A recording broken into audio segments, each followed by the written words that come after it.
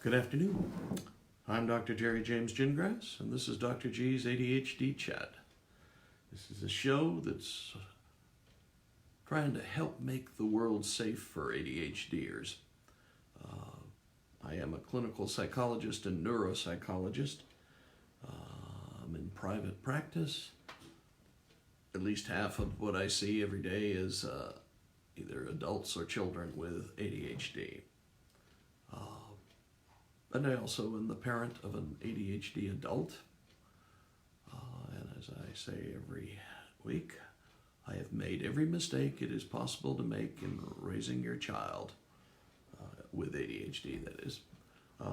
It's a whole different way of parenting, and it takes a great deal of patience and skill. I freely admit that I didn't have either when my ADHD child was growing up. And frankly, I went through an APA certified graduate school program, and never once, not one time, did I ever hear anything about ADHD. So the first time I heard about it, I thought, that's a bunch of crap. That doesn't really exist. Well, boys and girls, ladies and gentlemen, it does indeed exist. It is a neurologic condition, and it has an 85% heritability index, which means if you have a child with it, somewhere in your family tree or your spouse's family tree, there's ADHD, and not just a little bit, a bunch of it. And sometimes it masquerades as academic underachievement, sometimes substance abuse, and sometimes people think, oh, gee, just had a lot of mental health problems. Because in my experience, with adults anyway, is that almost every adult I've seen that I have eventually ended up diagnosing with ADHD has been being treated for anxiety and or depression for years. I had one guy, he was the parent of a child I evaluated. I evaluated the kid. Yes, he had ADHD.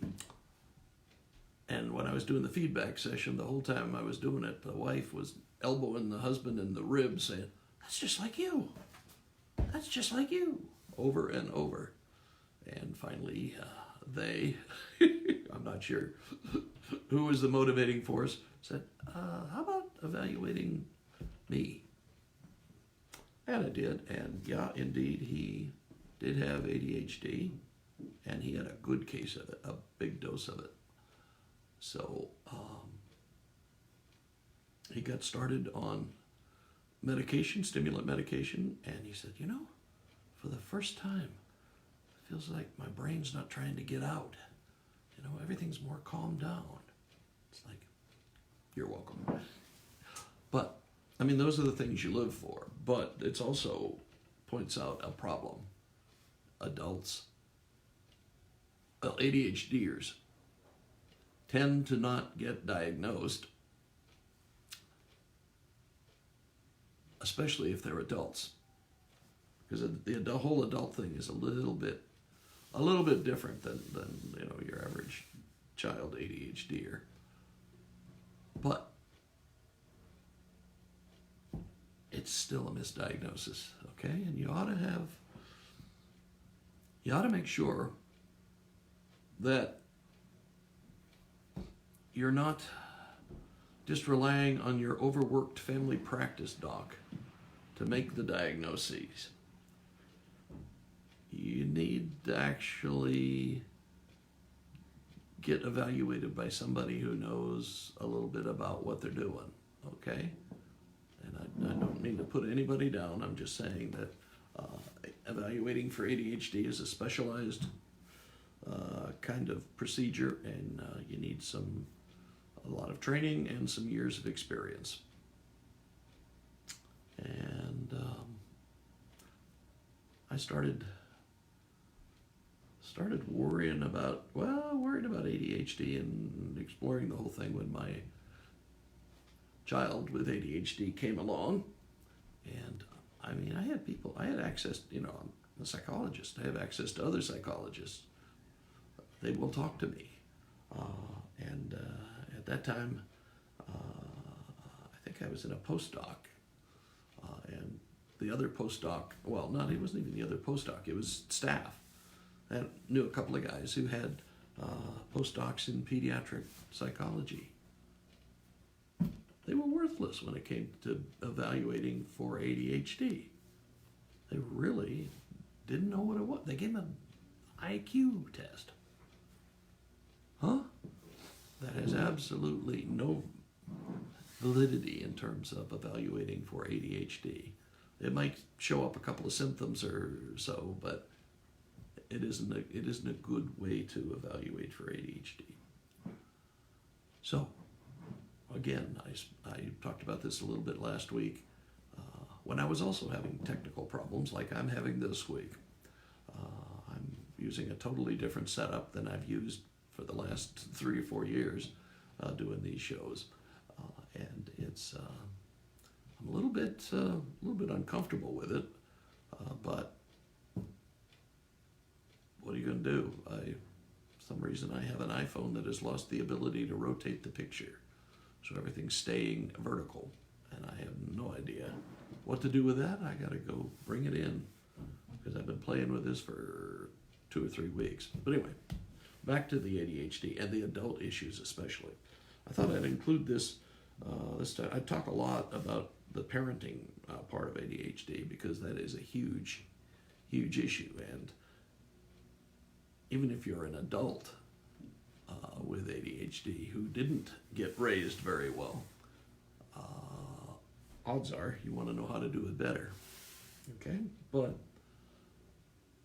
one of the things I think is important is to recognize that your ADHD child is not a neurotypical kid, and nothing you do is ever going to make him or her a neurotypical kid. Okay, so what you've got to do is be a little more creative, I guess, than the average parent. I mean, neurotypical kids are pretty easy to raise, relatively, okay? I say that I have experience with both. They're much easier to raise. The thing that you've got to do, that you've got to want to do, is let your treatment of the ADHD kid be a little bit more individualized, or actually a whole lot more individualized, because you've got to work from a strength-based and interest-based system, okay? Because nothing you do is going to make him really like or her really like something if they don't naturally like it. So you need strength and interest-based, I'm just making this up, right, by the way, based parenting, which means you need to look at what they do well, what they naturally gravitate to, what kind of things they like doing, okay? And I will tell you, most of these kiddos like something creative, something that they're in control of, something that doesn't have a whole bunch of rules and regulations, okay? They do really well in the arts. Matter of fact, I have one of these things we got in my office that's maybe a list of famous people with ADHD. And it is amazing how many of them are either musicians or actors, and actresses, of course. It is, and the other big area that they tend to concentrate in is entrepreneurship, owning a business. I've forgotten where I was reading it, but somebody said like 70% of all entrepreneurs have ADHD or ADHD symptoms. I totally agree. One of my, I don't know if I want to call it a hobby, I'm thinking it may be some things I do later on in life, But I have been going to a lot of what we're calling internet marketing or knowledge-based entrepreneurship, something like that. Anyway, it's a bunch of people who sell stuff on the internet. And usually it's courses or webinars or something like that. Anyway, I go to all these conferences, and I have never made it through a whole conference without having a whole bunch of people ask me questions about ADHD. I mean, it's okay. I know where you guys are hiding now. Okay, and I don't mean that. I'm being facetious, of course, but entrepreneurship is pretty much one of the most obvious places for ADHDers to be. The kinds of things that they like to do, the kinds of things they're good at, are the kinds of things that entrepreneurs need. As in, they make quick decisions, they like the risk, they get a little thrilled by the risk, they're typically creative, they see solutions that not everybody else sees. It's pretty much an ideal fit. But there are a couple of things you've got to watch out for. You know, that ability to make quick decisions is fine, but it's right on the borderline of being impulsive, okay? So you need some, well, usually it's a person, okay? It's either an administrative assistant who's very level-headed to the point of boredom, or a partner who's a little bit more level-headed. And I say level-headed like it's a really good thing, but it's kind of a mixed blessing as well. But the idea is you need somebody who can tell you or slow you down a little bit sometimes, you know? ADHDers, the thing I love about ADHDers is they have enthusiasms. They like stuff sometimes, and they like it a lot. Sometimes they like it too much. So when they are in the midst of a whole burst of enthusiasm, somebody's got to be able to say, I think we need to think about that one a little bit more, okay? Because that's going to cost a lot of money to do, and da-da-da. But you need somebody like that in your system that will help you control the impulsiveness, I guess would be the way to put it. And the other thing is, there are a lot of things that ADHDers are lousy at. They just don't like doing them, and they're not very good at it. You can't always say that everybody, is not going to be good at this, because some people, are just a little different. Some people have a real interest in statistics and statistical analysis and things like that, even if they have ADHD. But most ADHDers look at a column of numbers and their brain fuzzes over and their vision gets cloudy and they say, what the heck is this? What does this mean? So you typically need somebody to help you with this is as an entrepreneur, somebody to help you with the analysis of the business, the day-to-day management of the business, whereas your job is to be the creative input. It's the kind of I'm the artist, you're management kind of thing. But the thing as a parent you need to be doing then, if you're trying to prepare this ADHD child that you've been gifted with, how to prepare him or her for adult life. And that's pretty much the whole reason I wrote the book on strategic parenting, because you need to have the ability to focus on that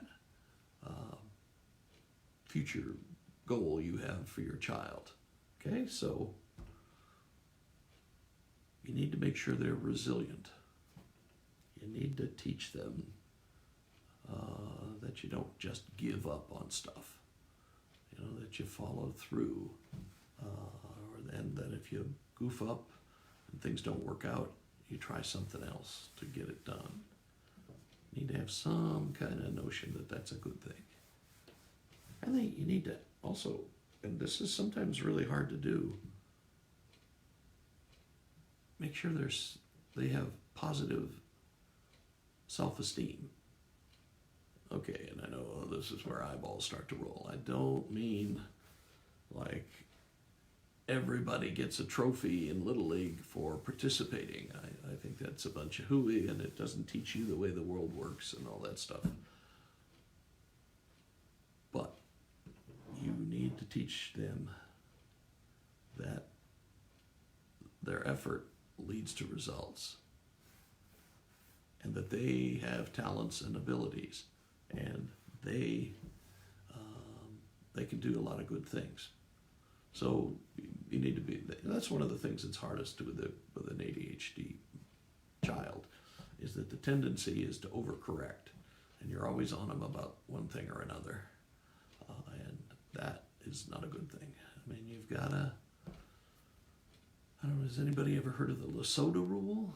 Probably not, but basically it was an idea that for people in general to be most effective and efficient, they need to be in an environment where like 80% of the interaction is positive and only 10 to 20% is constructive criticism, as they say. And that's hard sometimes when you're a parent of a kid who, dribbles dirty clothes all over the house or something. It's hard, but you have got to, and it's an important exercise for you too, is that you need to look for the opportunity to provide some positive reinforcement, and you need to be, that teaches you to look for the good things in your ADHD child, because it's really hard or easy to get kind of overwhelmed with the whole ADHD child thing, because they are a handful sometimes, and they take a lot of energy, and with all the other things that we have going on in life, sometimes you don't feel like there's very much energy left over. But it's important that you look for the good things. You look for a chance to be able to praise them, because you want a kid that has some notion that he or she first of all, is a good person and can do things, has some things to do, and that you're not handicapped. You don't,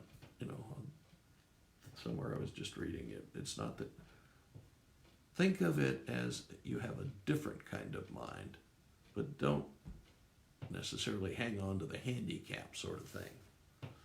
Okay? I mean, it's a tricky thing, because you still, when you've got 504 plans and all the rest that give you accommodations because you have ADHD, it's like, oh, this must be like,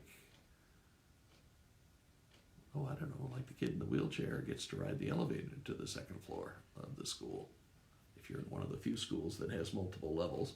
But yeah, I mean, it's easy to start thinking of it as a disability, and you don't want to emphasize that. You want to emphasize that you have a different kind of mind. Okay, your mind works faster and is more creative, But, it's hard for you to slow down sometimes. And especially in school, things work at a certain pace and they don't work any faster. And so you're going to have troubles with your ADHD kid getting impatient, especially if he or she's brighter than average. And many of them are. Perhaps even most of them are. It's not easy to sit there and go through the same canned stuff every year with just a little bit added at the end.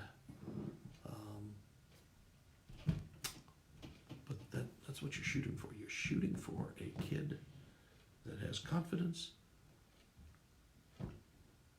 is resilient, doesn't give up,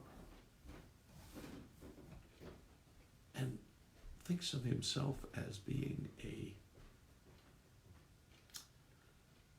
positive, creative, problem-solving kind of person. And then let them go. Let them go on the world. You know, they'll find something to do. But probably it's going to be something in the arts. They're going to be designers, artists, musicians, theater people, writers of various kinds, maybe even journalists. And that's what you want to encourage, okay, because that'll make them happy. If they are not happy in what they do, they won't be able to keep doing it. You know, we talked about Dodson's idea of interest-based attention. It's not wrong, okay?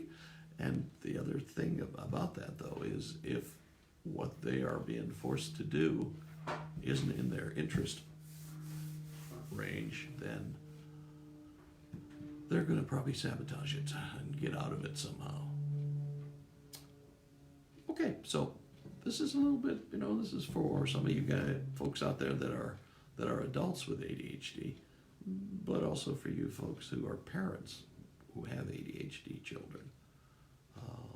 If you're an adult with ADHD, look at your life. Are you doing what you love to do? Are you doing something kind of creative?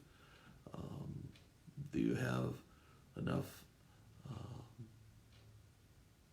backing, I guess it would be, to make up for the weak areas that you have? You know, somebody who can control your impulsivity, somebody who's maybe a little more detail-oriented than you are, those kind of things. Because that's, it's all about learning how to live with it, you know? So you can have an incredible life. Matter of fact, I hope you do. But you've got to learn how to compensate. You've got to learn how to handle the things that you do naturally that are great, that are good, and you've got to handle the things you do that are problematic, that cause you difficulties. Okay. Well, there we are. We've made it to the end here. Tech problems at all. And I'm Dr. Terry James Gingras. This is Dr. G's ADHD Chat. And again, we are here trying to make the world safe for ADHD. Because, as I say every week, ADHDers are outside-the-box thinkers. And those are the people that are going to change the world. So maybe your child is the one, or maybe you are the one that's going to change the world. Okay, catch you next time.